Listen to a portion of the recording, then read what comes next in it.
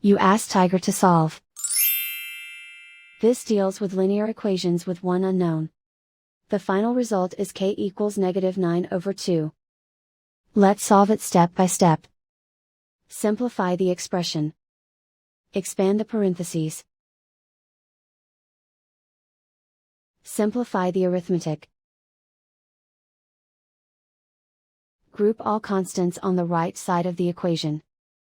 Subtract 9 from both sides.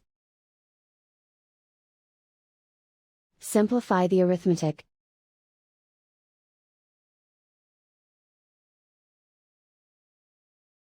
Isolate the k. Divide both sides by 6. Simplify the fraction.